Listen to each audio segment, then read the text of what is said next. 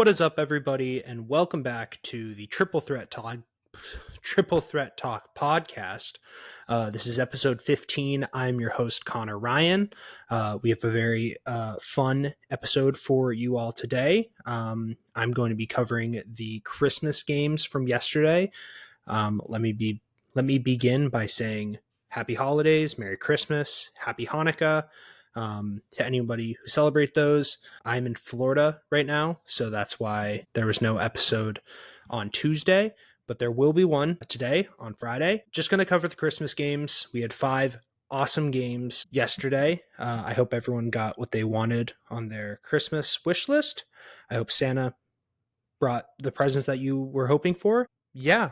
Going back home on tomorrow, actually the day this episode releases, I'm going back home. So we'll be back into kind of the more normal swing of things, more content, more normal release schedule of episodes. But yeah, I wanted to give a holiday special episode out there. So it will be a little bit shorter in comparison to the usual episodes. And by shorter, I mean probably like 40 minutes long instead of the usual hour plus episode, because we do only have 5 games to cover, but I do have some pretty intensive thoughts, so who knows, it actually might be an hour plus long episode. But yeah, so before we begin, you can follow me on YouTube at Triple Threat Talk, follow me on Instagram and X at Talk and Triple.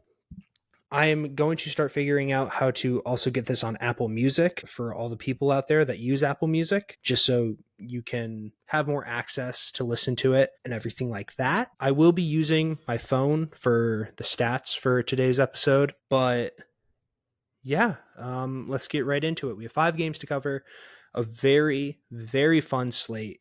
Before we begin, I got a question from my dad. Not so much a question, but kind of a talking point. We're going to cover the Warriors-Lakers matchup in a bit, but my dad texted me about the post-game press conference between LeBron James kind of saying, NFL, love you, but NBA is like Christmas Day is made for the NBA. And my dad kind of made a comment and this is going to sound like I'm outing my dad, but it's not intended to. My dad made a comment that was like, oh, like he has something to say. And while I do agree with like the angle that he was coming from, I very much in a way disagree with some of the things. And NBA is Christmas. When Christmas Day games for the NBA have been going on since the 40s. I think this was the 70th, maybe even the 77th rendition ever since the 75th ever since the first NBA season. And so this isn't so much to out him at all, but it was more so it was just like my response to it. And so I guess the main point I kind of made was, well, what about Thanksgiving? Thanksgiving is all for football. It's not oh, hey, college football is playing. Like maybe some college football games goes on, but it's like nothing major. I know it's kind of like the epitome of rivalry week for that Saturday, but like if Thanksgiving gets all NFL, why doesn't the NBA? And he kind of responded with like, oh, that's a fair point. Let me actually kind of pull up what he was saying. And I said, he basically was like, so do you think the only sports on TV should be basketball on Christmas Day? And he kind of was like, I was like, no, but the Thanksgiving argument. And long story short, like I do think the NFL should be able to have Christmas games. No doubt about it. I don't think there should be a competition into it. I don't think there should be like a dialogue that's saying like, Christmas Day is happening, only the NBA can play. Oh, Christmas Day or Thanksgiving Day is happening, only the NFL can play.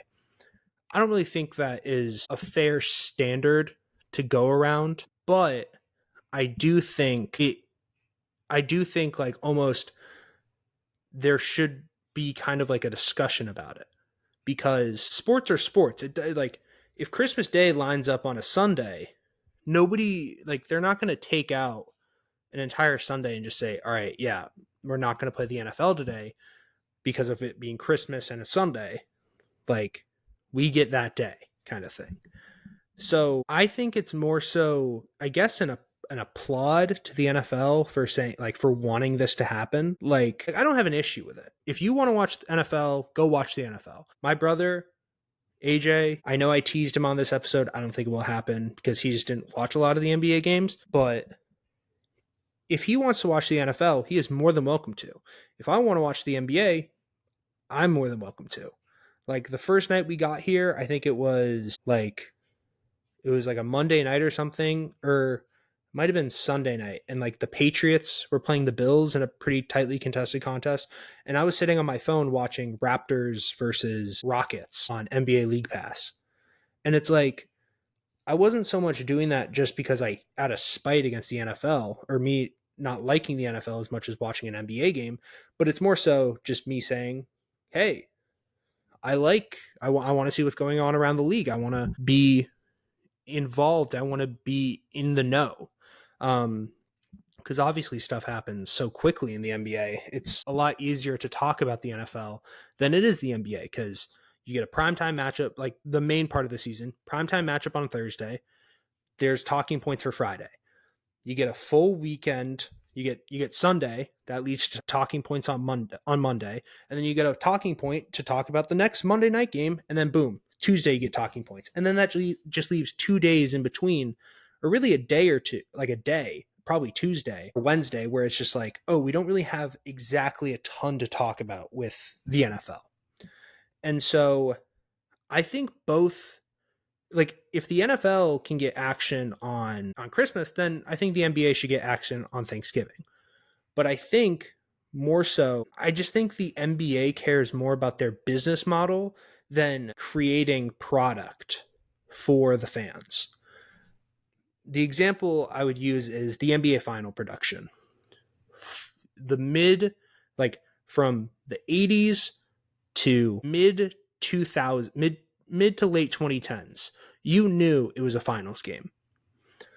And I think a lot of this stems from the fact that people are considering the last two finals boring. I think a lot of this stems from not really having the marketability of the NBA finals in comparison to the NFL. And so the long answer I gave my dad was this. But unlike the NFL, the NBA cares more about the business than the product.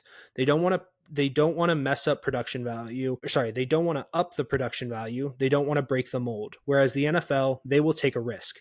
Now, does this have to do with the consistent rating of the NFL and viewership? Sure. But the NBA could care less about putting in work about certain things, different jerseys / changing courts, unless it is guaranteed to bring in money, a la in-season tournament. As much as people want to say the in-season tournament is bad or the in-season tournament courts are gross, guess what? You know it's the in-season tournament. You know it's something in regards of, like, I know this game, when I see those crazy, colorful courts, I know that had to do with the in-season tournament. Unless, if you take away the ESPN score bug that says NBA Finals, Boston leads Dallas 2-1, 3-1, whatever it is, if you take that away, you probably wouldn't be able to tell the difference. Same with the Heat and Nuggets series from 2 seasons ago. You don't really get a lot of that momentum when it comes to it. And there's the dialogue of NBA ratings are going down. Is it because of the play style? Not really. No, it's just there's so much to watch. We're in the peak of college football bowl season.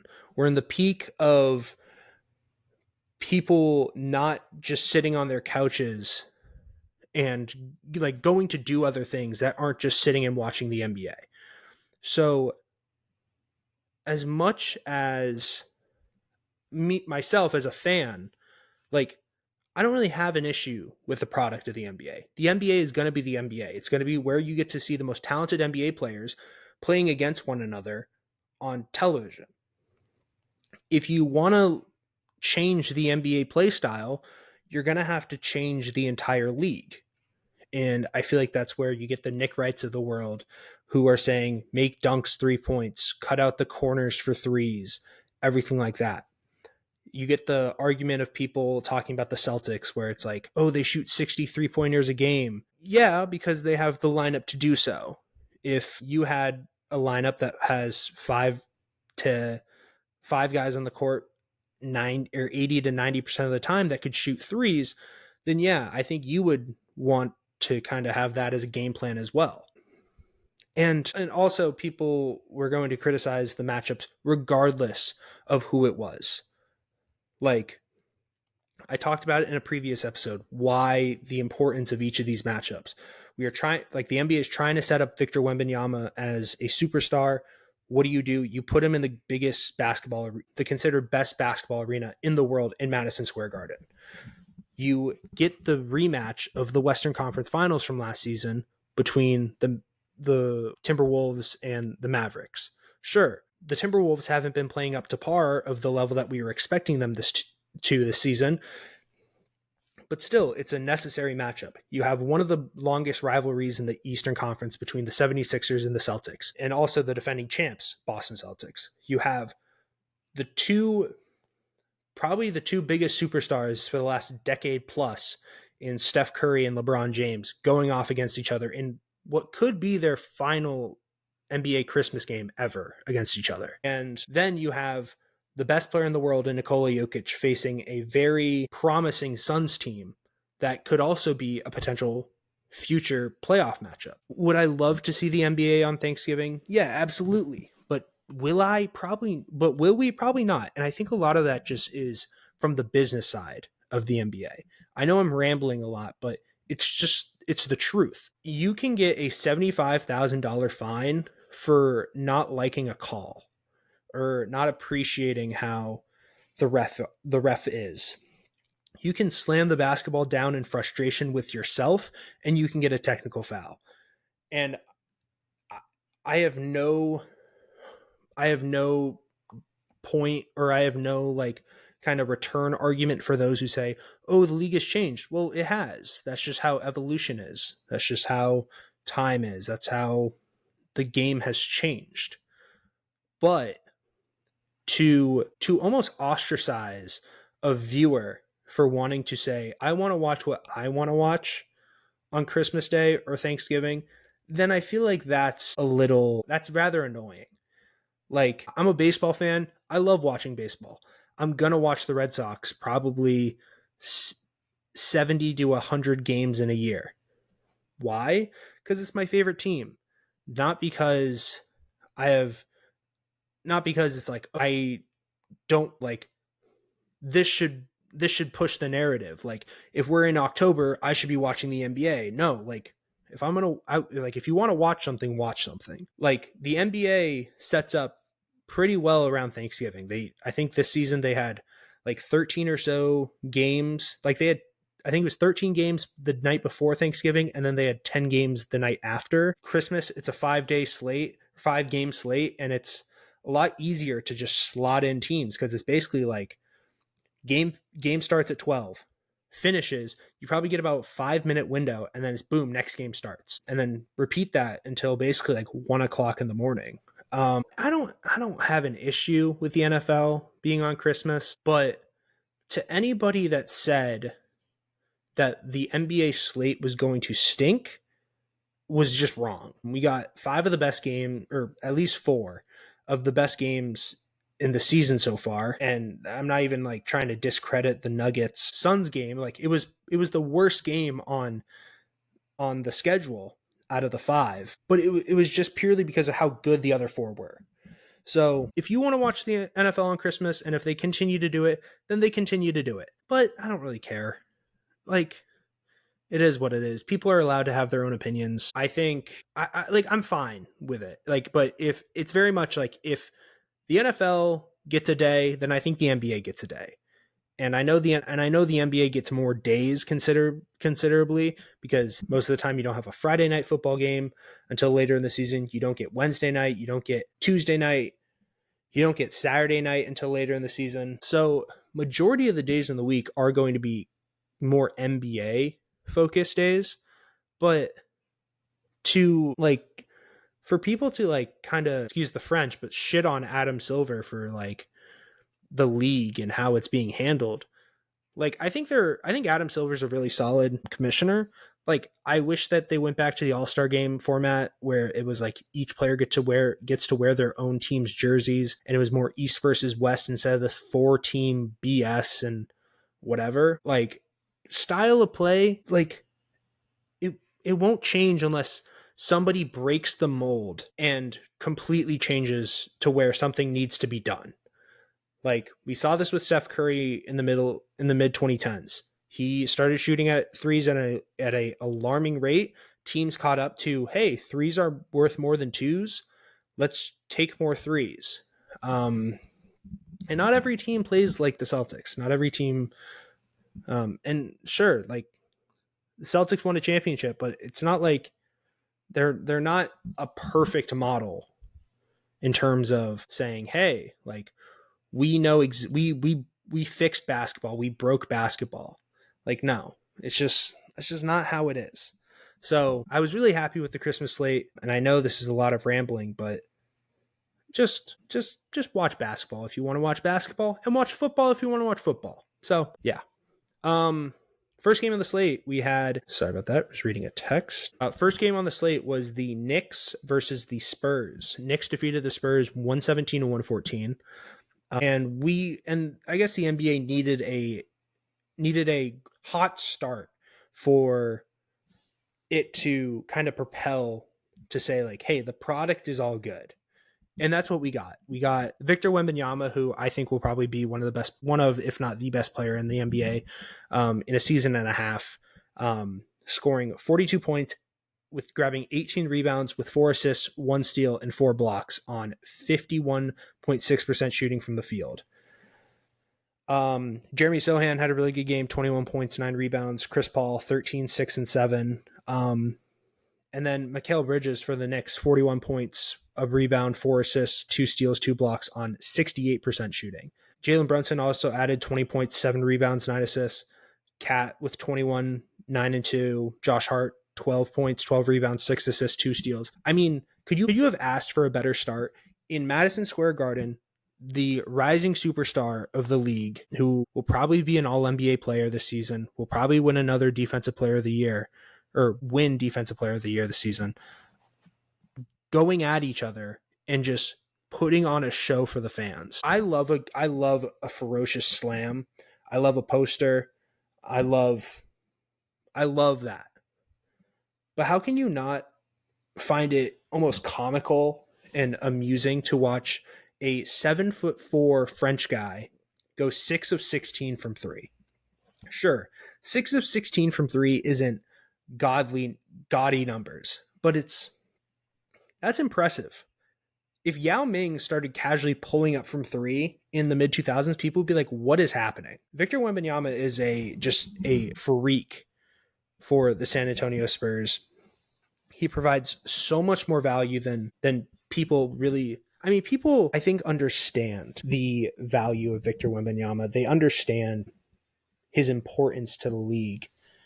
But I think really more than anything, it's just how talented he actually is. Is able to just be the biggest impactor on the defensive side of the ball.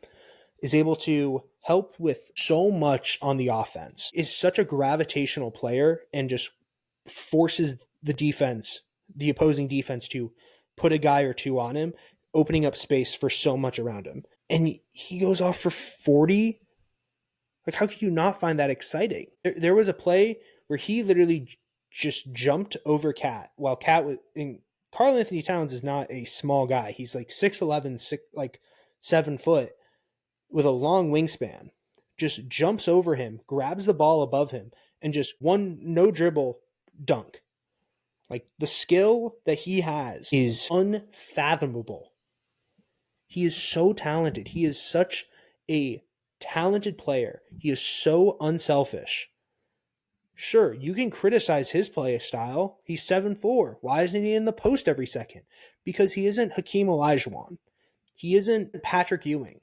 He isn't Tim Duncan, where he has this perfected post move and perfected footwork to where he can just scoot by you with a fake and get to the basket with ease. He can shoot at a very high rate and do it well. So why wouldn't you want to use that? And just like, I'm so lucky the Celtics are like the contenders right now, because the moment that the Spurs either get like another solid star or another solid player, another like all-star, or a couple more young players who develop well, the league is done. It's going to be Victor Wembanyama's league for that eternity, and it's going to be like hard for people to recognize that. But when you have a game like this, like, how do you not get excited? It was a back and forth matchup between two of the most skilled bigs in Karl Anthony Towns and Victor Wembanyama. You have the pressure of the New York Knicks with Mikal Bridges, Jalen Brunson, Josh Hart, OG Anunoby, and kind of their somewhat rocky start. I know they're third in the East and are 20-10, but like, I know people who are extremely disappointed with their start so far. It took those five guys to defeat a second-year player. That's crazy. I think Wilt held the record for 43 points in a Christmas game debut, and Victor Wembanyama in his second season had 1 point less than that. That's ridiculous. And then you have Mikal Bridges, who, albeit very talented player, but has struggled or has not really been the best of his ability so far this season. And what does he do? He puts up 41 points on 68% shooting. That is also ridiculous. Like, the NBA, the product of the NBA is fine. It is just people are trying to nitpick and trying to get so nostalgic with it and be like, why can't it be like the good old days? We are in the best basketball we are in the prime of seeing the best basketball we have ever seen in our lives. If you don't like it, you don't have to watch it. And I watched this, and it was so good. Like, a 7'4" guy taking pull-up threes? Yeah, I'll watch that. Mikal Bridges just coming off of slashing off screens and just catching the ball, fading to his left and just draining it. I'll watch that. God forbid. But I mean, yeah. Knicks only had 5 turnovers.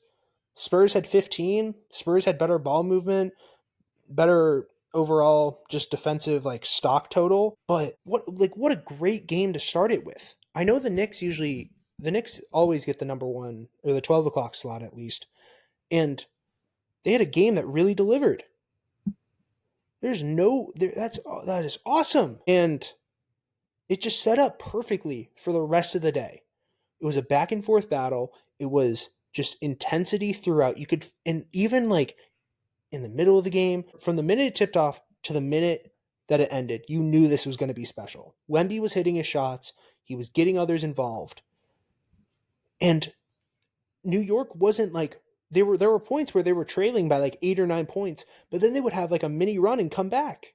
So I think with Wemby, if he's able to be a better shot creator and a step up playmaker, then I really can't see anybody stopping him.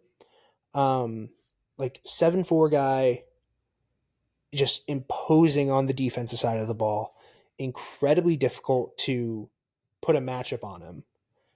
And you're just hoping he misses. Meanwhile, the Knicks have 5 guys who are able to just take over a game whenever possible and can help you win the game. So just a very good, very strong matchup to start the day, and just a glimpse into the future for the Spurs.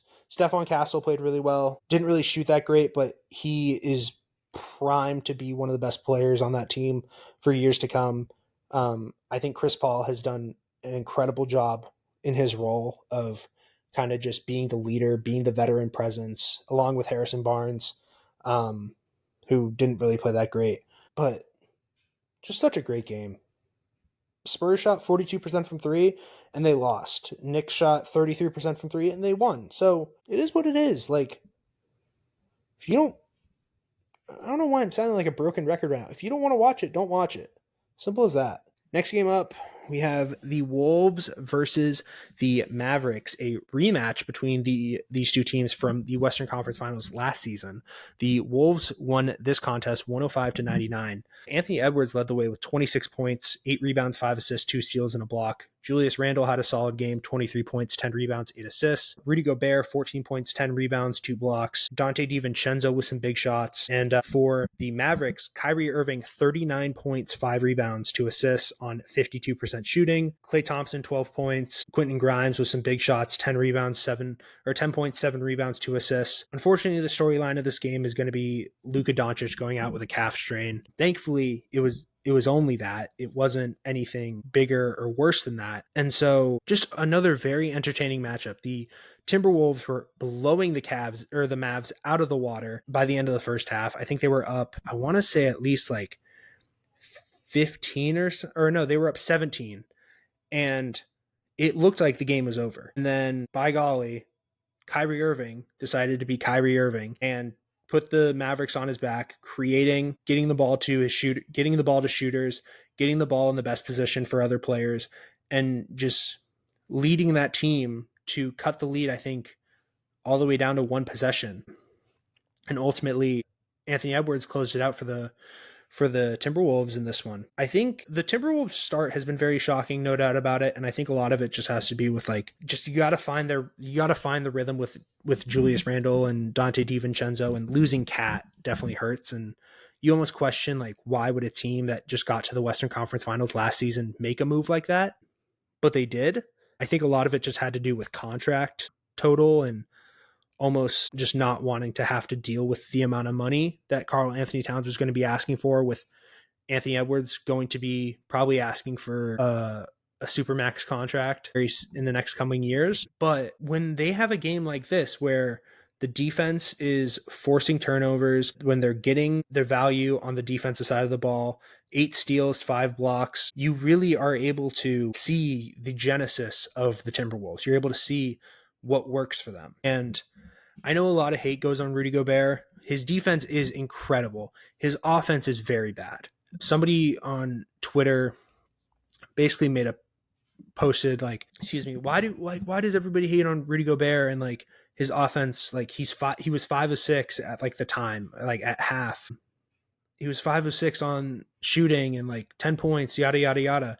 Well, those 5 buckets came from layups and dunks from 1 or 2 feet away from the basket. The one bad shot he had was a jump hook that was 4 feet away. So that's kind of when you realize like that's the offense that people are questioning, not so much the screening, the size advantage that he creates, and overall just the amount of mass you have to have on him to get him out of his spot. For the Mavericks, I mean, Kyrie Irving was kind of slow to start the game. Like Luka was playing really well in the first half. He had 14 points until he got injured, which was probably about like a couple minutes remaining in the second quarter. And so, unfortunately, I don't think we'll see this matchup in another playoff series this season. I think the Mavericks will be a top 3 seed or probably a top 3 seed. And I think the Wolves, I think the Wolves will be a play-in team probably. And overall, just a very, very solid game. Crazy comeback for the Mavericks, especially. I think they were down like 20 something, 25 at one point. Let me check that. 28 with about 2.5 minutes left to go in the third. Most teams, you would just count them out. And the Mavs fought back, and just, you could feel the energy when you were watching it. It was, as the game was getting closer, with each shot, with each turnover, with each missed shot from the Timberwolves, and with each big play, each steal or each block from the Mavericks, you could just feel the crowd getting more and more into it. And it turned out to be a very, very good game. It's just, how are the Mavericks going to respond now? I don't know the full status of Luka's injury. I think somebody on Twitter posted that if it's a calf strain grade 1, it could only be like 1 to 2 weeks. But if it's a calf strain grade 2, then it's 4 to 6 weeks, which obviously isn't good and would hate to see that. Somebody who is playing at a all NBA MVP-esque level and just not being able to get the recognition most likely because of the injuries, that would suck. I know people accuse me of being a Luka hater. I think that's more so just me being a Celtic fan rather than a Luka hater. I think he's an incredible player. And I know at the beginning, or the first or second, I think it was the first episode, where I did like the surprising players. The reason why I brought up Luka was I was shocked that he wasn't playing up to the level that he should have been. And so he had been for the last couple weeks, but unfortunately, he is going to have to take some time off because of the injury. But I'm sure the Mavericks will stay in a position where they will be a top 3 or 4 seed in the West still. And I mean, yeah, I think the Mavericks are just going to be a title contender again this season. And I think a lot of my questions I had for them have been answered because of the presence of like the Najee Marshalls of the world, like PJ Washington's, Klay Thompson has been playing really well. And so I think this team, the Mavs, will be fine. It just really sucks to lose a generational player like Luka. But yeah, just very fun game and big win for the Timberwolves, especially. Third game on the schedule, the 76ers defeated the Boston Celtics 118 to 114 in Boston. This ruined my Christmas day. I hate you, Caleb Martin. Simple as that. Boston fans know Caleb Martin just terrorized us in the Eastern Conference Finals in 2023. He did that again to us today. He was a main contributor for the 76ers. Tyrese Maxey led the way for them, though, with 33 points, 4 rebounds, 12 assists on 52% shooting. Caleb Martin, as I mentioned, 23 points on 73% shooting and 7 of 9 from 3. Joel Embiid, 27 points, 9 rebounds, 2 assists on and 4 of 5 from 3. Paul George didn't play great. 12 rebounds, 4 assists, 4 rebounds, 4 assists, and 3 steals. Only shot 26% from the field. I mean, the crazy part of just how Joel Embiid almost was out of this game because he tweaked his ankle on a fadeaway during warmups as like a sideline security member was just standing there. But he ended up playing, had a very solid game. And I do hate Joel Embiid. I haven't really ever liked him. I think he's a front runner. I think he's extremely cocky, and I will never dislike somebody for their personal character. But if you're gonna try and be this showman and say like, oh, the city loves me, it's like, no, they don't. The last time you guys made it past the second round was when Allen Iverson led you guys to the finals against the Lakers, and that was in 2001 or 2000 or something, like 2001 era. So that isn't that good. This team has a lot of promise, and when they have a game like this where they shoot over 42% from the field from 3, and they limit their turnovers, play good defense, cause 10 steals, especially against a very high-powered Boston offense, that's the epitome of like, oh, this is what this team can be. They were up, I want to say they were up 8 or so they were up 8 by the end of the first half, and then Boston came back and tied it by the end of the third, and then they went on a 14-4 run to basically kind of not really close out this game, but just put it out of reach. And I mean, yeah. And by the way, these next couple of minutes might sound like a rant, but I very much am an optimistic Boston fan. I think we'll be fine. We didn't have Drew today. KP was out for majority of this game. He didn't play the entirety of the second half, and he was very limited in the first half. Jaylen Brown didn't play well to start in the first half. Like, it's as simple as that. He did not. He finished the game. He finished the game with 23 points, 7 rebounds, 4 assists, and 2 steals. But he had 5 turnovers in the first half. He shot 1 of 8 from the field and just was turning the ball over a little bit too much. He had 4 turnovers in the first half and 1 in the second half. Jason Tatum played great, 32 points, 15 rebounds, 4 assists on 55% shooting. Al Horford played a big part in this one, 17 points, 4 rebounds, 2 assists. Derek White, 21 points, 3 rebounds, 4 assists. The Celtics are 6-5 in the month of December. That's not great, but I just think a lot of it has like they're the defending champs. They're gonna get a lot of like they're going to get the opposing team, they're going to get their best play. And so with that comes like some struggles. If you let your foot off the gas for even a second, it's going to be harder to come back. I mean, as much as this loss stung, because it's never fun to lose to Philly, I'm not that worried. They're 22-8, right? Yeah, 22-8. They're second in the East. Peyton Pritchard did not play well. He went 1 of 9 from 3, or 1 of 9 from the field, 0 of 8 from 3. If he makes 2 of those, this is a completely different game. If Jaylen Brown doesn't have a bad first half, then this is a completely different game. If some of the calls that should have been called on Tatum, or some of the fouls that weren't called on Tatum were actually called, then this is a completely different game. There's so many different variables in the NBA. There's so many different variables that just are necessary to see and to hear, that if you don't look at them, then it's kind of just like you don't really care almost. And and the same thing could be said for Philly. If Caleb Martin doesn't go 7 of 9 from 3, if Joel Embiid doesn't go 4 of 5 from 3, if Tyrese Maxey doesn't get on that sideline out of bounds towards the end of the game, if he bobbles the ball and doesn't get it off in time, do the Celtics win this game? Maybe. I don't know. Defensively, they haven't looked great in comparison to last year. And it's tough. The month of January, the next month and a half is going to be tough. I think we have, let me check the schedule. I know we have a home and home. We have a double home stand against the Pacers on Friday and Sunday. We have a home game against the Raptors. And then after that, we start the year with a 4-game road trip in Minnesota against the Wolves, in Houston against the Rockets, in Oklahoma City against the Thunder, and then in Denver against the Nuggets.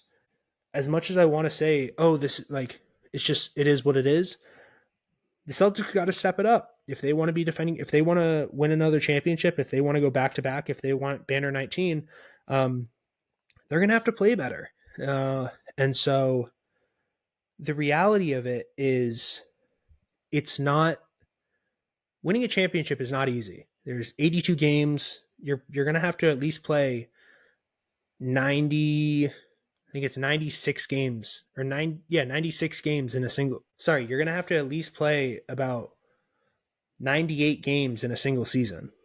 Sorry, bad math there from me. You're going to have to play 98 games. And there are going to be times where you can kind of let your foot off the gas a little bit. Defensively, they haven't been great.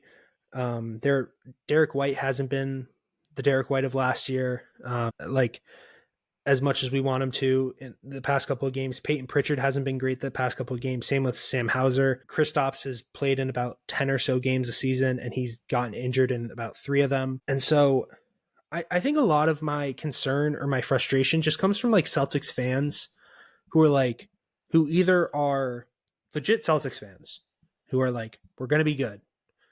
This was what it was last season compared to this. We just gotta find ourselves. And then you have the Celtics fans who are either just Jason Tatum fans or just have an agenda to push. Sure, your agenda was pushed yesterday. We didn't win. So who cares? The Thunder are a team you can't sleep on.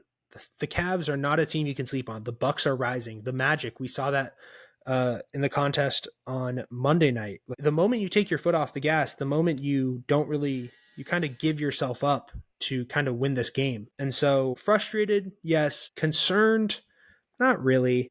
Drew was out, and I think he would have helped a lot with the defensive side of the ball. If KP doesn't get hurt, then I think things definitely change. But it is what it is. I would have loved to see the Celtics win this one, but unfortunately they didn't, and we move on. But yeah, I mean, if they play the way they have for the past couple of weeks, if they play this way in January, then that's where my concern kind of kicks in a little bit more. It just feels like there are times where we don't really care about playing defense and just think everything is going to go in. But I think if we dial up the defensive intensity, if we play with the intent that we should, then I think we'll be fine. But we will have to see until it actually happens. Next game up, probably game of the night. Not even probably, game of the night. The Lakers go into San Francisco and defeat the Golden State Warriors 115-113. just an absurd game. I know a lot of people, and this is kind of back to the viewership talk, I know a lot of people are concerned with who the next superstar will be, who will take the realm or the throne after LeBron, KD, and Steph leave. I don't know. I think we'll find that out in the next year or two. But we got classic Curry and we got classic LeBron. Anthony Davis left this contest pretty early after only playing about 7 minutes. But LeBron James carried the way for the Lakers with 31 points, 4 rebounds, 10 assists on 54% shooting. Austin Reeves with a triple-double, 26 points, 10 rebounds, 10 assists, and the game-winning bucket. Rui Hachimura with 18, Max Christie with 16, Dalton Connect with 13 and 7. And then for the Warriors, Steph Curry, 38 points, 6 assists on 58% shooting. Andrew Wiggins, 21, 12 and 3. Trace Jackson Davis, 11, 9 and 4 and 2 blocks. Dennis Schroeder with 11 points. Jonathan Kuminga with 14. The Lakers had a pretty solid lead for majority of this game. They were in control. And then Steph Curry happened. Had a big shot in the corner to bring this game, I think, within 3. And then Steph Curry hit a absolute missile from 3, a 32-footer to tie the game up. Just an absurd shot. And then 6 seconds remaining, or Lakers get the ball, call a timeout. LeBron gets the pass, passes it back to Austin Reeves. Austin Reeves gets to his left hand, dribble, scoop, layup, and it wins them the game. This game is the epitome of, sure, the matchups on paper may not be perfect, but when you add the intensity, when you add the purpose of saying, hey, this is a prime time Christmas game. This is a matchup that millions and millions of people are going to be watching. You got to see this. And when you have a result like this, it's awesome. It is just fantastic. It's just, you got the 2 biggest superstars in the NBA in terms of impact and recognition, I'd say, for the last 15, 20 years, mainly LeBron, but 15 years, Steph, going at it against each other, and you get their best. And this is what you get. You get a absolute thriller. And I mean, anytime you get a Mike Breen double bang, it's a classic of a game. It does not matter. So kudos to the Lakers, kudos to the Warriors on an incredible game. But I think these 2 teams are kind of grasping at straws for what to do next. Lakers are 6th in the Western Conference. Golden State is 10th. And the funny thing is, if this game went the other way, then I think you're almost looking at kind of reversal of positions in terms of where the conference is seated. The Warriors have struggled. They've only their last 10, and the Lakers are kind of still struggling, especially on the defensive side of the ball. They've won 5 of their last 10. So this was a huge win for the Lakers, and I know the Warriors had a team meeting kind of in regards of what needs to go right, what we need to do better. But to have a game like this, it really does kind of exemplify when they're at their best, this is who we are. For the Warriors, I know Jimmy Butler, I know Pat Riley, who horrible GM move to not trade him, in my opinion, not get any assets, because I don't think he'll be going back to Miami in the offseason. Basically just to say, we're not going to trade him. We're going to keep him here. I think that really just hurts your team more than anything. And I mean, I think if Golden State gets Jimmy Butler, then I think that really puts him in the right direction. You get another superstar, you get another very good player who is formidable, that would work well with Steph, doesn't demand the ball as often as other all-star superstars, but helps with the defensive identity, helps take away one of their better players or the opposing team's better players, and could really help you win ball games. So just such a good game. Best game of the night, in my opinion. Actually, fun fact, I went 0-5 on my picks yesterday. Good basketball is better than pick-winning basketball? I don't know. Final game, and then we'll get out of here. The Nuggets defeated the Suns. The Suns defeated the Nuggets, 110-100. I mean, I know I watched the first half of this game very intently, and then I kind of was just following along with the second half of it. The Suns couldn't miss a shot to start the game, and then they just cooled off, and then they kind of coasted, and it ended up going in their favor. And Kevin Durant, 27 points, 4 rebounds, 6 assists, 2 steals, 2 blocks. Bradley Beal, 27 points, 4 assists, 4 steals, 2 rebounds, and a block. Tyus Jones, 17, 3 and 4. Monty Morris with 11. And then for the Nuggets, Nikola Jokic, 25, 15 and 2, which is crazy to think about. Only 2 assists for the Joker. Michael Porter Jr., 22 points. Jamal Murray, 13, 6 and 6. Russell Westbrook, 17, 6 and 2. Big win for the Suns, especially without Devin Booker. And I think once he comes back and they're able to have the more consistency with their full lineup, then I think things will go better. But they just kind of need to survive as much as they can until he does come back. So pretty tough to see for them, but huge win here, no doubt about it, even on a poor Kevin Durant shooting night. But when you get the players around him and you get great ball movement, you get open shots, and those players are hitting those shots, then I think that's really what like leads to them winning basketball games. I have so many questions about the Nuggets. First off, what do you do about Jamal Murray? He is not playing up to the level that you want him to. You are paying him $50 million for the next 4 years, including this season. He is not complimenting Joker right now. And same with Michael Porter Jr.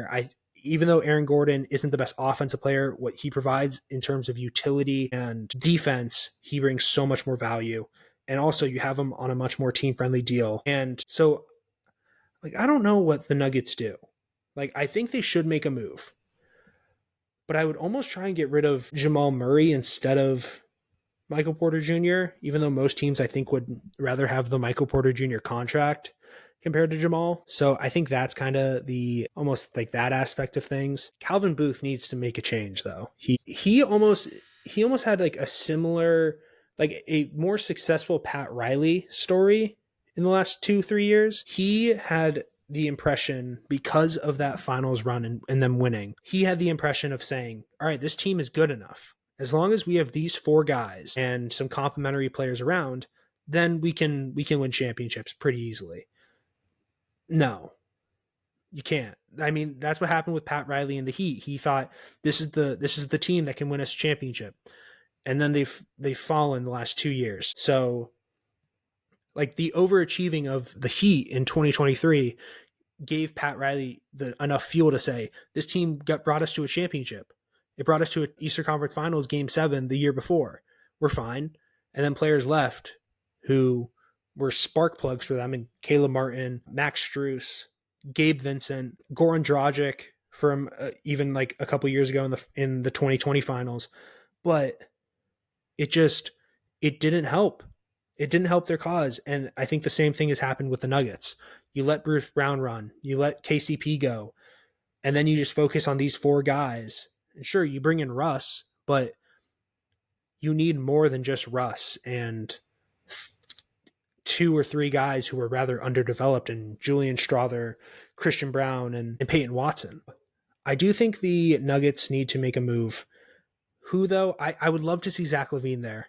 I would love to see another true dynamic scorer who is able to shot create and not just rely off of Jokic, but he would also benefit so much from Jokic's play. So I don't know. I think it will. I would like to see what happens, but I don't know if they will. I don't know if teams are going to want to take that risk of like a Jamal Murray. I wouldn't be shocked if they try and take more of a risk at like a Michael Porter Jr., who I think is a more flexible player. Sure, he shoots a lot, but he's also very long, very, very tall, and is able to provide a little bit more defensive value than Jamal Murray. But still, I think the Nuggets are in a tough spot, even though they are 5th in the Western Conference. So, but yeah, that is episode 15. We will be back to more regular scheduled programming on Tuesday. And be sure to follow me on Instagram and Twitter at Talkin' Triple. Be sure to like and subscribe to the YouTube page. No Instagram questions. I forgot to put out the questionnaire today on the Instagram, but it's all good. And yeah, I hope you enjoyed this episode, and I will see you all on Tuesday for the next one. Peace out.